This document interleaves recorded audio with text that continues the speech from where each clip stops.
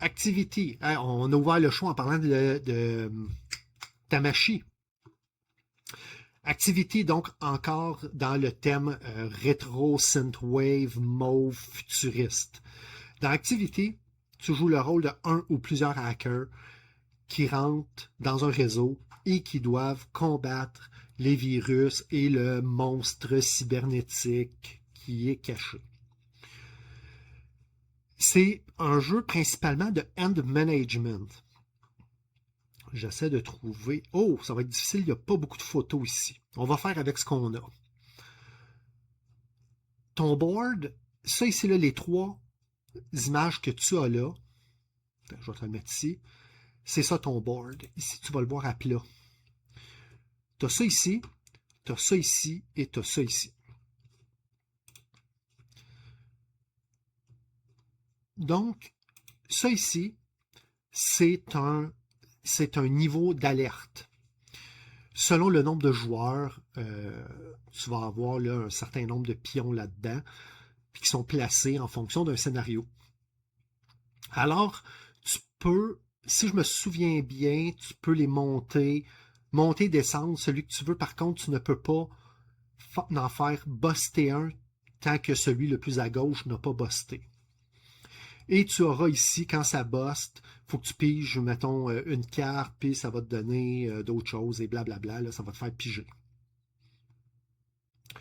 Tu as ici, appelons ça ici la quarantaine du pare-feu. Il y a certaines cartes méchantes, donc certaines cartes malus. Tu peux dire, je ne suis pas capable de les affronter maintenant, et tu vas les mettre ici, dans la quarantaine. Quand tu le joues, mettons, à une personne, tu as juste 3 places de quarantaine. Donc, tu as ici, tu as ça, puis tu en as une ici, là, tu vois le jeton, là, tu as une place là. Puis celle-là ici, elle est verrouillée parce que, mettons, tu n'es pas assez de joueurs pour avoir les 3. Et ils ont une énergie de départ. Pour finir ta partie, tu n'es pas obligé d'avoir eu à affronter ces gens-là en quarantaine. Par contre, tes places en quarantaine, elles sont limitées. Ce faisant, ce qui est important, c'est que faut que tu les sortes une fois de temps en temps parce que quand tu as une bonne main pour épuiser leur énergie et les amener à zéro, tu libères des places en quarantaine pour plus tard probablement des cartes qui, au moment de ta main, tu ne seras pas prête à les affronter. Et tu vas avoir, appelons ça le cybercore, le méchant cybernétique qui a son propre deck et qui va monter et descendre. Tu peux même l'amener au négatif puis l'amener au positif. L'important, c'est qu'il soit 0 ou moins quand tu finis ton deck. La façon de jouer, le arc de la game, c'est que c'est un jeu à 6 scénarios. Mettons que je joue à, on va dire, à deux hackers en solo. Chaque hacker sur 4 personnages vient avec son deck personnel. On va prendre les images de synthèse qu'il y a ici. Boop. Et voilà. Puis ici aussi, là, tu as ici là, un pare-feu qui est un autre track à gérer. Puis si tu tombes à 0, ton pare-feu s'est fait percer et tu es game over.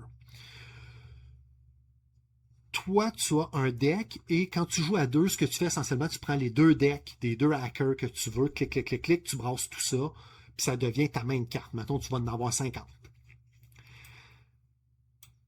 Et le scénario va venir lui-même avec son deck de cartes. On va dire qu'il y en a 40. Le but du jeu, c'est qu'il faut que tu épuises les 2 decks, et quand les 2 decks sont épuisés, ça veut dire que tu auras gagné si aucune des situations de game over a été croisée ou activée. Donc, le Big Bad doit être à 0 moins. Ton Firewall ne doit pas être à 0. Anyway, ça, c'est Sudden Death.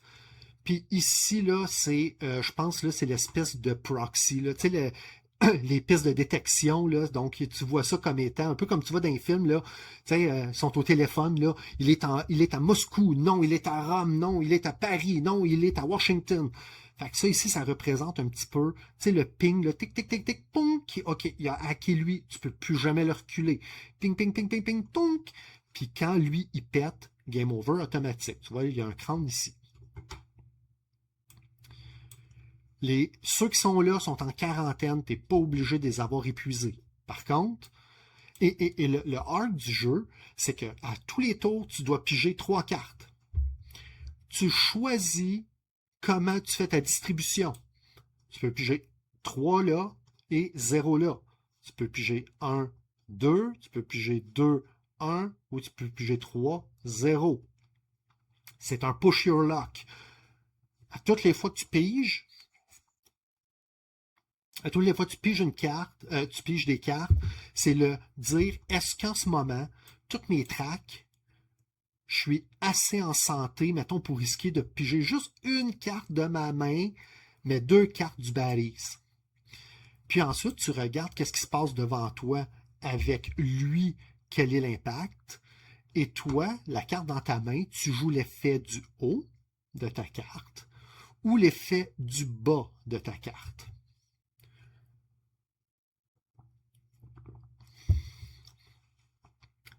Puis c'est ça le jeu. En termes de production étrange. Probablement que c'est venu avec un mix and match là, de bonus de bonus Kickstarter versus les stretch goals versus. Le plateau principal, c'est un plateau en ce que nos collègues européens de langue française appelleront du carton plume. C'est en forme. Avec des plexiglas par-dessus percés. Le look est très beau. Si je me souviens bien, les cartes, ça fait un petit bout là, que je n'ai pas joué là, entre le moment là, où c'est que la dernière game que j'ai faite puis l'enregistrement du podcast. Mais si je me souviens bien, les cartes étaient de qualité correcte. C'est bien illustré. L'iconographie est claire. Je trouvais les jetons un peu petits. L'affaire, c'est qu'ils sont vraiment pas épais. Puis tu as l'impression que ça a été fait pour un double couche à la Beyond the Sun. Ça veut dire plus un carton avec un cardstock par-dessus. Le plexiglas, à cause de son épaisseur, aller chercher les jetons, ça marche, mais je trouvais pas ça très profond. Puis en plus, ma copie du moins, ici, ce n'est pas des cubes, mais c'est comme des cubes qui auraient été shavés là, de peut-être un tiers de l'épaisseur, donc il tombe comme trop creux dans dans le trou. Fait que tu le mets sur le côté pour avoir plus de grippe, mais là, il remplit pas le carré. Fait que, hein? Pourquoi shaver le bouton? Tu sais, ici, le marqueur. Ici, c'était un petit peu la même affaire, là, donc ça aurait pu être un petit peu plus haut, là, puis ça aurait été juste plus facile à traîner. Tu sais, ça marche, là, j'ai pas besoin d'y aller avec les ongles. Mais pour des pièces que je suis obligé de monter et descendre aussi fréquemment, j'ai trouvé très questionnable le, le, le, toute la question ici des jetons. Ici, on a la même chose. Par contre, le, le, le blanc ici, là, qui est l'espèce d'énergie maximum, donc quand ton piton ici d'énergie du boss atteint le blanc, t'es game over. Ici, là, ça a été, c'est comme un stretch goal. C'est en plastique, c'est tout petit, c'est comme un tout petit crâne. C'est très mignon, mais hey, c'est petit, là. Puis, première affaire, c'est un jeu que j'ai trouvé. Faut savoir, moi, les push your luck, c'est pas trop ma tasse de thé. Quand je l'ai joué, j'ai fait. Ça marche. Ça marche très bien. L'idée de dire que quand ton deck arrive à la fin, c'est un deck prémonté, tu sais, fait que tu pourrais penser là, quasiment à un Arkham où tu dis, ben, tu pars avec 2 decks prémontés ou Maximum Apocalypse aussi avait des decks de héros.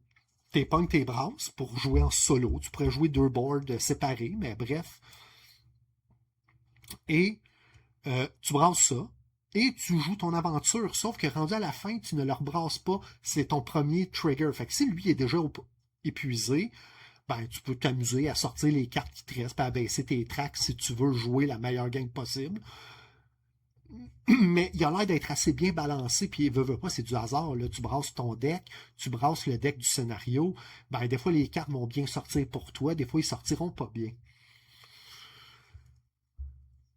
Le plus gros problème que j'ai trouvé avec ce jeu-là, je le trouve très aseptisé.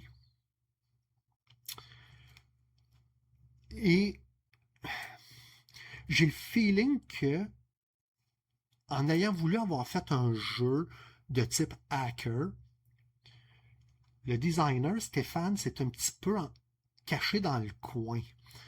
C'est parce que le card play, il est super simple, mais trop simple. Et tu n'auras pas de... Tu sais, c'est pas du arcane où c'est que soudainement tu piges une carte, puis là, il y a de quoi qui est... Peut-être dans les autres scénarios, là, mais tu sais, j'ai essayé au moins que les personnages, puis peut-être que si je jouais là, les autres scénarios, j'ai joué le scénario 1 3 fois. Parce que je les ai joués de façon tellement séparée une fois à l'autre que je voulais réapprendre les règles. Il faut savoir, là, je l'ai usagé, là, donc j'aurais pu juste fouiller dans les cartes, mais ce que je n'ai pas fait, il y a sûrement des cartes à débarrer. Mais c'est que ça devient card, card play de track game. Ça, c'est des pistes. Ça, c'est des pistes. Ça, c'est des pistes. Ça aurait pu être des pistes, mais avec plus de flavor. Tu sais, exemple, d'avoir. Puis là, tu sais, on jase, là, je suis pas designer, puis je comprends qu'il y a des idées. À un moment donné, il y a un coût de développement qui vient avec ça. Je suis pas capable à temps plein. Mais tu sais, ici, là, comme je te dis, là, il faut que tu imagines, c'est comme les pings d'un, dans un film là, dans un James Bond, là, dans un film d'espionnage, où c'est là que tu vois là, que, mettons, le gouvernement essaie de retracer Jason Bourne, là, puis il essaie de retrouver son téléphone, puis il va raccrocher à 2 secondes avant qu'il le retrouve. Je comprends l'idée ici, c'est de dire, tu es du côté du hacker, puis de ton côté, tu as juste des tableaux de bord à suivre. Mais c'est pas intéressant, c'est pas cool. S'il y avait eu quelque chose un peu plus comme une planète, où c'est que ça aurait été de placer, puis de voir que les pings, ils remontent, puis qu'on avait eu un symbole de tête de mort de la couleur de notre héros, puis ça, c'est qu'il nous a retrouvés. Tu sais, exemple, ici, la tête de mort, ça, c'est de retrouver le Ground Zero. Ça aurait pas changé grand-chose mécaniquement, mais il y aurait eu beaucoup plus de il se rapproche, il se rapproche. Tu vas me dire, ouais, tu l'as ici, il se rapproche, ouais, mais ça fait très fichier Excel.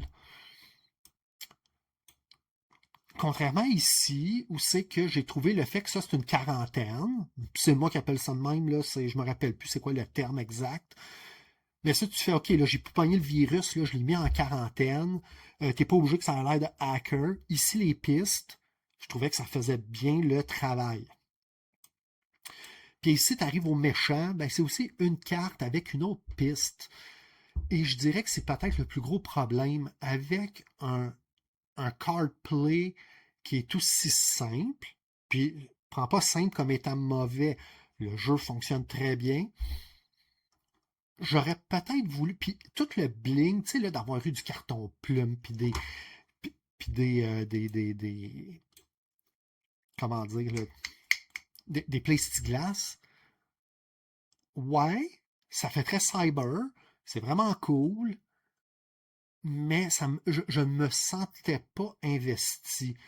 Alors que peut-être que si on avait eu un 4-fold en carton, puis tu changes le thème, puis tu fais, mettons, là, c'est rallye, par d'accord, puis ici, mettons, là, c'est ta tank à gaz, là, puis tes tanks de réserve, puis là, tu vois ton petit chariot, là, ou ta petite voiture de Paris-Dakar, puis que ça, c'est à tous les tours, à tous les fois, tu brûles des cartes, là, tu te rapproches, mais il y a des gens, mettons, ça ici, c'est ton principal concurrent, puis c'est le nombre de cases par rapport à toi. Puis là, ça aurait été une course. Il y a quelque chose, là, tu vois l'espèce d'affrontement, puis là, c'est de dire, ben, je sais pas moi, il y a un pit de sable, il y a un ci, il y a un ça. Tu gardes le même, tu as des défis à faire, puis tu sais, lui, il gère, j'appelle ça ses défis, puis là, c'est représenté avec la distance rationnelle par rapport à qui tu es. Puis il y aurait eu quelque chose sur le tableau qui aurait été plus dynamique et plus le fun. Par rapport à ça, je pense peut-être à un petit Last Aurora. qu'ils vont refaire parce que c'est un jeu que j'ai trouvé moyen, mais c'est une course, c'est hyper euro, là, c'est de la gestion de ressources. Par contre, pour simuler la course, malgré que c'est juste de la gestion de ressources, ben tu avançais tes véhicules jusque au Aurora qui se trouvait être le bateau où tout le monde voulait se rendre pour pouvoir quitter. Puis ça, ici, là, tu avais des cartes pour avoir des ressources et compagnie. On le voit pas plus que ça. On a-tu quelque chose de mieux que ça pour le voir? Peu, si on voit la carte. Puis, tu sais, dans ce jeu-là, c'est ici, là, ce que tu faisais, tu bâtissais une caravane, fait que tu commençais avec ton véhicule et ton trailer, puis à un moment donné, tu mettais des armes et compagnie. Tu sais, c'est encore du card play avec des ressources, mais la couche de peinture là, était épaisse. Épaisse comme les jeux là, de Flying Frog là, que je t'ai parlé en début de podcast. Puis ici, c'est ça. Donc, pour moi, Activity, là, ça a été que, à cause du fait que ce n'était que des pistes, il y a un moment donné, j'avais quasiment l'impression de faire une patience. Tu sais, un jeu du solitaire, là, où tu piges ta carte, puis il faut que tu les mettes dans des colonnes. Ça me donnait un petit peu ce feeling-là, qui fait que pour moi, là, c'était, je reconnais les qualités, mais j'ai trouvé ça très neutre. Et je pense qu'avec un thème, puis de changer les tracks pour quelque chose d'un peu plus dynamique qui te donne une impression plus, euh, plus sévère, plus solide de dynamisme, pour moi, ça aurait été beaucoup plus le fun. Puis c'est là-dessus, je pense qu'on va finir le show